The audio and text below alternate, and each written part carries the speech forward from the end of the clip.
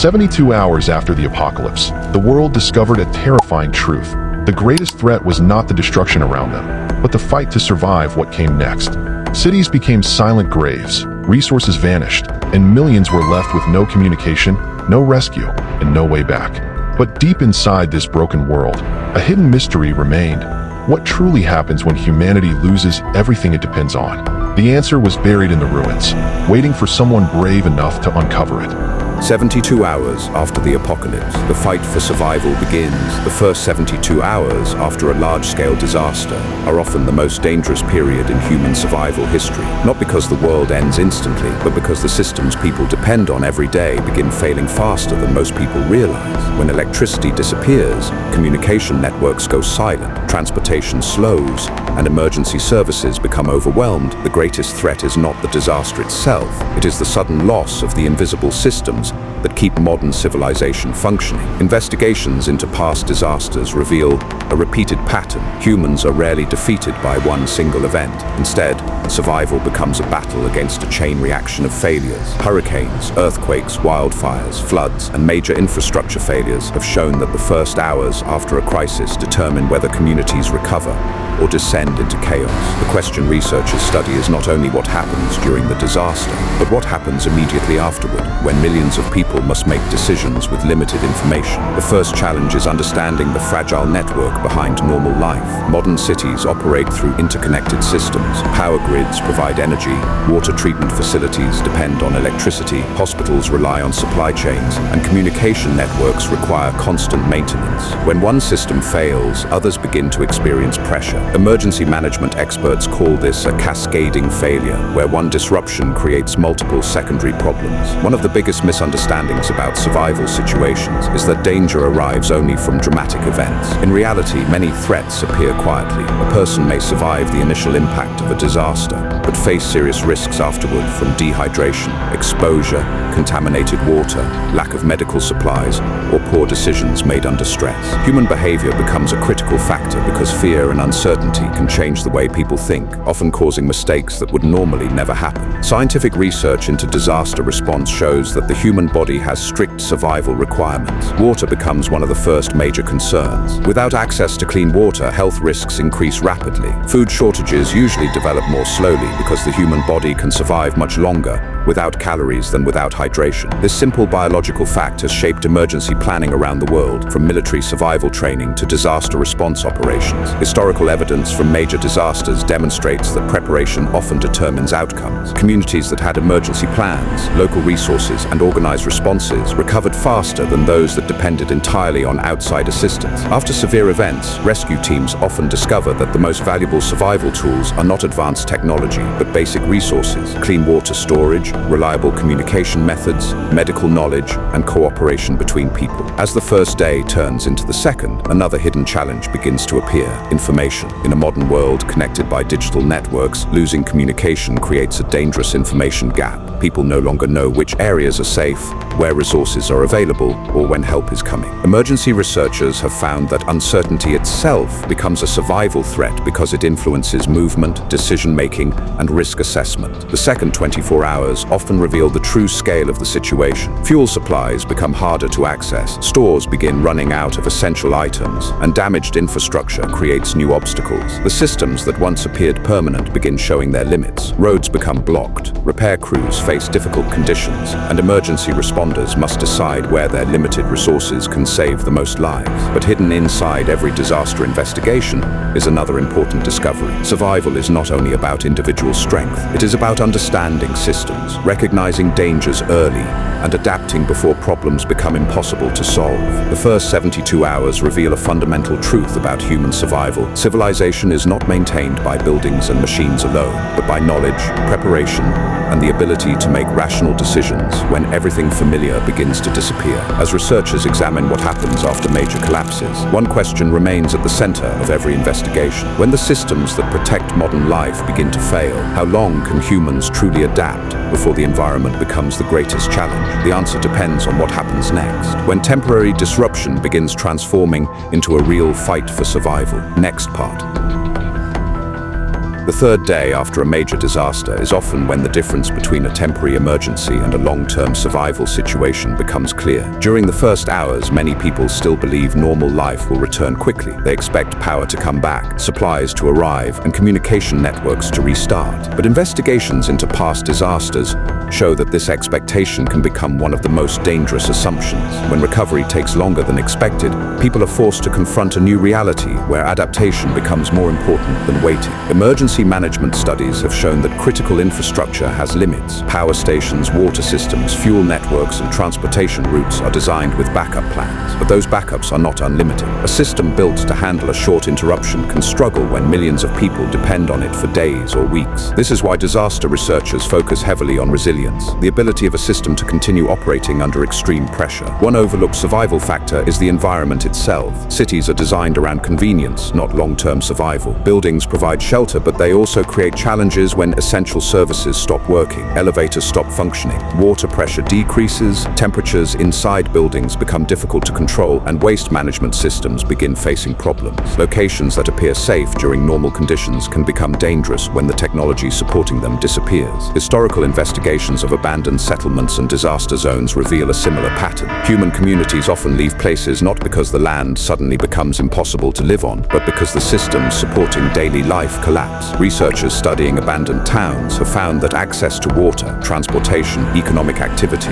and resources determines whether a settlement survives. A location without these foundations slowly loses its ability to support human life. Another major factor during the first 72 hours is decision-making under pressure. The human brain reacts differently during emergencies. Stress hormones increase awareness, but can also reduce long-term thinking. Survival experts study this because panic can cause people to make choices that increase danger, such as traveling without information, wasting limited resources, or ignoring changing environmental conditions. The science of survival is based on prioritizing needs. Protection from immediate danger comes first, followed by water, communication, medical care, and sustainable resources. This order has been repeatedly confirmed through military survival research, wilderness studies, and emergency response operations. The people who survive the longest are usually not those with the most equipment, but those who understand priorities and avoid unnecessary risks. One of the most important lessons from real-world disasters is that isolation creates vulnerability. Throughout history, humans have survived extreme conditions through cooperation. Rescue operations, community shelters,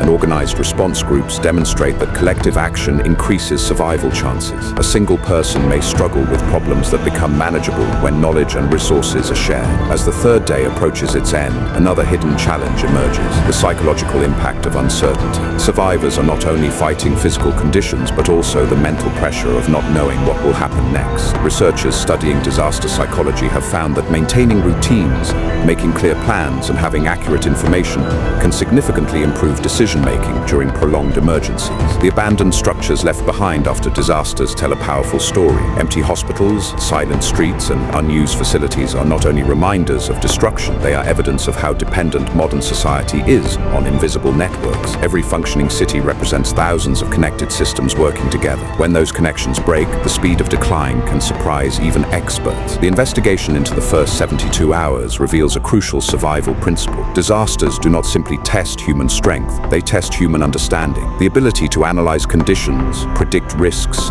and adapt quickly becomes the most valuable survival skill. But the first 3 days are only the beginning. Beyond this point, the challenge changes from surviving the initial collapse to rebuilding a way of life in a world where every resource Beyond the becomes a first question of 72 strategy. hours, survival enters a different phase. The immediate shock begins to fade, but the deeper challenges start becoming visible. In many documented disasters, the greatest difficulties do not appear during the initial impact. They emerge afterward, when supplies become limited, infrastructure remains damaged, and people must create new solutions with fewer resources. This stage reveals a fundamental truth studied by survival researchers. Humans are not only survivors of disasters, they are problem solvers operating under extreme pressure. Investigations into long-term disaster situations show that resource management becomes the foundation of survival.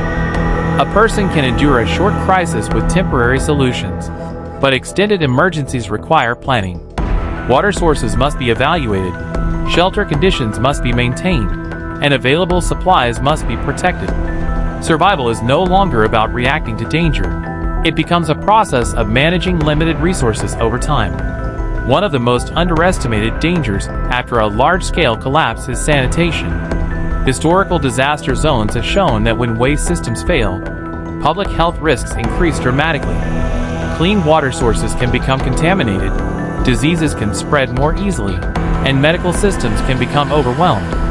This is why emergency planners consider sanitation one of the most important factors in preventing secondary crises after a disaster.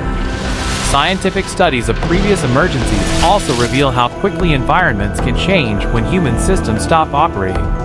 Roads may become blocked, vegetation can begin returning to abandoned areas, and buildings can deteriorate without maintenance.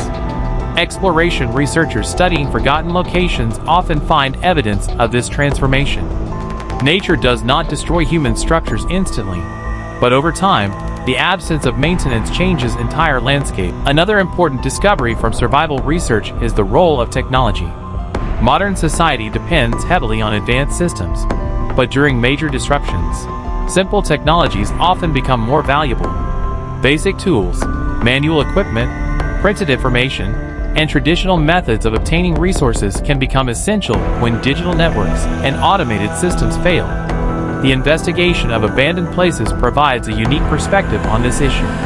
Empty factories, deserted communities, and forgotten facilities show what happens when the connection between people and infrastructure is broken. These locations become real-world examples of how quickly human environments can change when energy, transportation, and maintenance disappear. However, survival experts emphasize that collapse is rarely a single moment. It is usually a gradual process of adaptation. Communities that recognize problems early and adjust their behavior often have better outcomes. The ability to repair, reuse, and organize resources becomes more important than simply possessing supplies. The psychological battle also continues beyond the first few days. Long-term uncertainty can create exhaustion, conflict, and poor decision-making. Disaster researchers studying human behavior have found that maintaining trust and cooperation is one of the strongest indicators of recovery. When people work together, they can solve problems that would be impossible individually. The evidence from real-world events creates a clear picture. Survival after a major disaster depends on understanding systems, respecting environmental limits, and making intelligent decisions before problems become critical. The first 72 hours may determine immediate survival, but the days and weeks afterward determine whether people can rebuild stability. The forgotten lesson hidden inside every disaster investigation is that civilization is not as permanent as it appears. The roads, buildings, and machines surrounding humanity create a powerful illusion of security, but behind them exists a complex network that requires constant support. When that network is damaged, survival depends on knowledge that many people never realize they need. And as researchers continue studying abandoned locations, failed systems, and historical disasters, one final question remains. If humanity faced a prolonged breakdown of modern infrastructure, would people have the skills needed to adapt, or would the systems they created become the very thing they cannot survive without? The answer to that question is found by examining the survival lessons hidden inside real events. Across history, societies have faced earthquakes, storms, economic collapses, infrastructure failures, and environmental challenges. Each event provides evidence of the same pattern. Survival depends less on the strength of technology and more on the ability to understand changing conditions and respond effectively. Investigators studying disaster recovery often discover that the most successful responses begin before the crisis reaches its worst point. Preparation, planning, and awareness create advantages that cannot be created after systems have already failed. This is why emergency organizations spend years studying previous disasters, searching for overlooked mistakes, and identifying the decisions that help people survive. One of the most important discoveries from these investigations is the value of adaptability. Environments after disasters rarely match expectations. A plan designed for one situation may fail completely when conditions change. Survivors must constantly observe, analyze, and adjust. This ability to adapt is one of the oldest survival skills humans possess, and remains just as important in the modern world. The remains of abandoned locations continue to provide evidence of this reality. Empty buildings and forgotten communities reveal that human progress depends on balance. A city is not alive because of its structures alone. It survives because millions of small actions happen every day.